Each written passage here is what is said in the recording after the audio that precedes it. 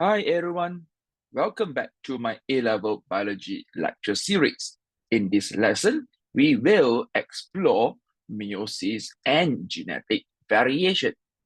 At the end of this lesson, you will be able to explain that crossing over and random orientation, also known as independent assortments of pairs of homologous chromosomes and sister chromatids during meiosis, produces genetically different gametes, and explain that the random fusion of gamete at fertilization produces genetically different individuals.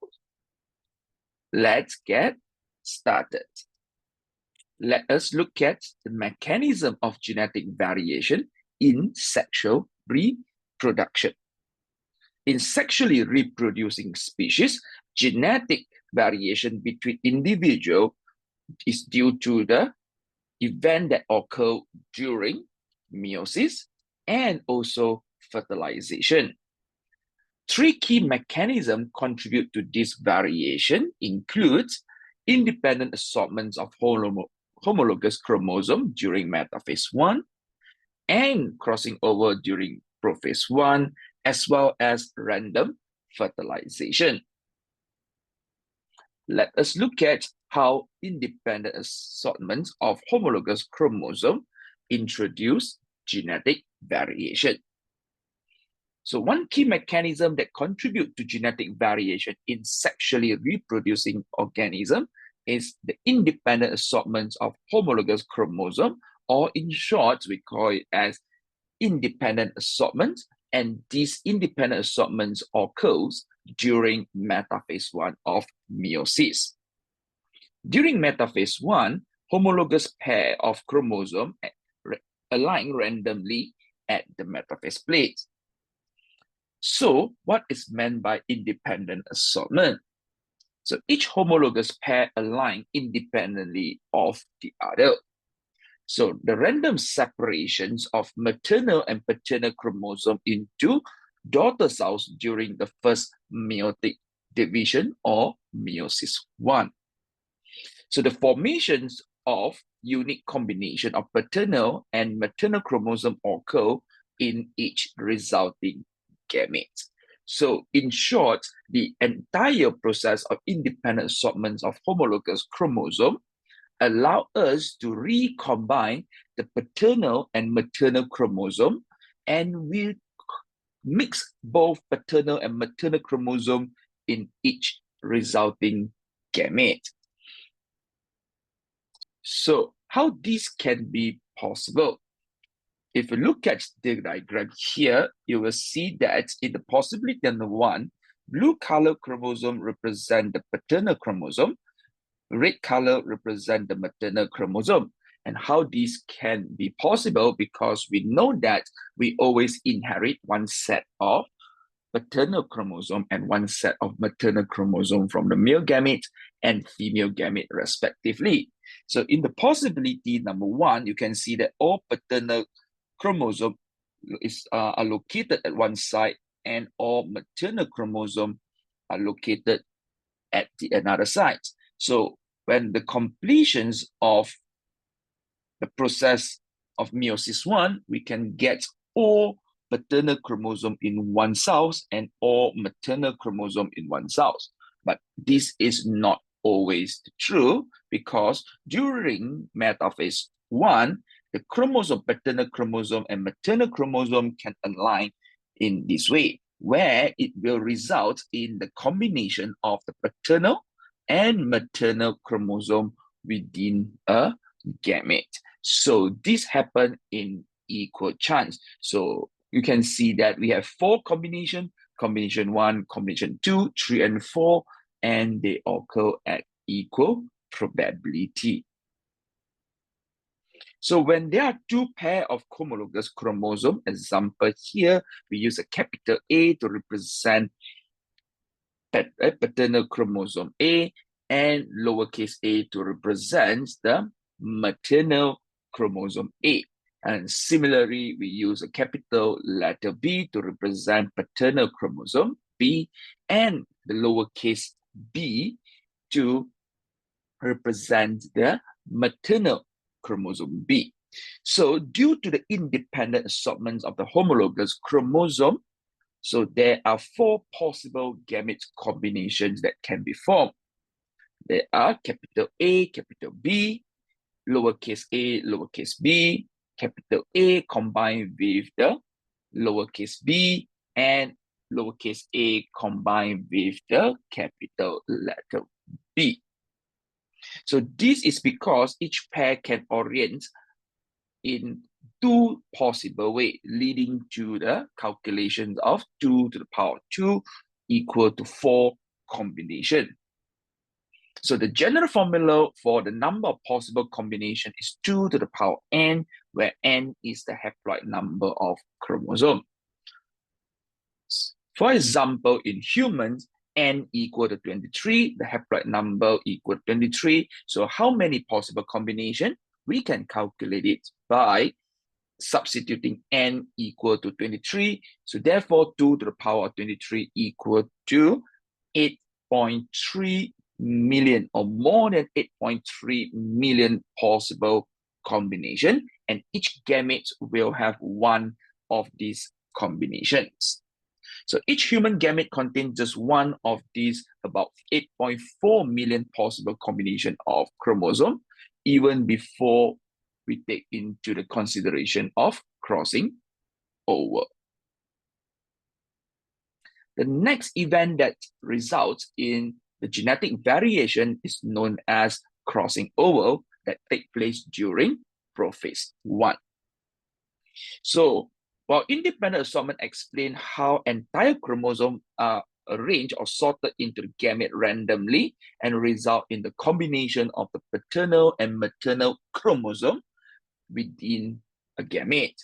Crossing over, on the other hand, produces a chromosome that contains a mixture of maternal and paternal allele within a sister chromatid, or we call them as recombinant sister chromatids or recombinant chromosome. So in humans meiosis, each homologous chromosome pair typically undergoes 1 to 3 crossing over events depending on the length of the chromosome and also the positions of the centromere. So during prophase 1, homologous chromosome pair up take place to form a bivalent. So this diagram shows us that how the bivalent is formed and crossing over take place between 2 non-sister chromatids and results in the formations of the recombinant chromosome. So you can see that in this diagram here, the entire chromosome or sister chromatid belongs to the paternal, and here entirely maternal. However, due to the crossing over, we can see that recombinant chromosomes are produced and therefore increases the genetic diversity. And this recombinant chromosome contains the mixture of the paternal and maternal allele within one sister chromatid. So at prophase 1, chromatids may break and rejoin with the non-sister chromatid at a point known as chiasmata. So this exchange of allele, be careful, we talk about exchange of allele, not exchange of gene, okay? So this event produces recombinant chromatids that carry a mixture of paternal and maternal allele, forming new genetic combination within a single chromatid. So in metaphase 2, the independent assortment of sister chromatids become important.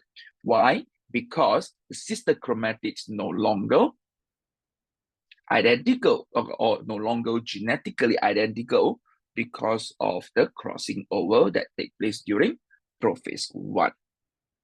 So due to the crossing over, sister chromatids are no longer identical, and the alignments of these non-identical chromatids can occur in multiple ways.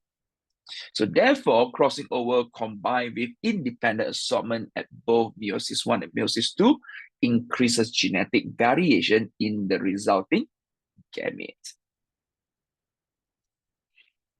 Random mating and also random fertilizations further increases the genetic variation. Random mating occurs when individuals choose mates without being influenced by their genotype, phenotype, behavior, as well as the social status. So this means every potential mate has an equal chance of being selected, allowing all possible allele combinations to arise. So for example, sea urchin release their sperm and eggs into the surrounding seawater, and these gametes mix freely in the water column. So fertilization occurs randomly without any preference for the genetic traits of the mate. So in this case, you can see that when sea urchin release their sperm and egg, we can't actually make sure that the individual or male one pair with male two because they release at the same time. So we have multiple male and multiple female releases their sperm and egg cells into the surrounding seawater, so result in the random mating and also random fertilization. So any sperm can fertilize any eggs, making it clear example of random mating, even though there is no actual or physical mating. But we do know that based on this example, all combination of allele have an equal chance of occurring. Random fertilization further increases genetic diversity because each gamete carries only one out of all possible chromosome combination due to independent assortment and crossing over. So in human, each gamete, for example, sperm cells or eggs, carry one of about 8.4 million possible combination due to independent assortment. When one sperm fused with one egg, the resulting zygote could have any one of the more than 70 trillion combinations.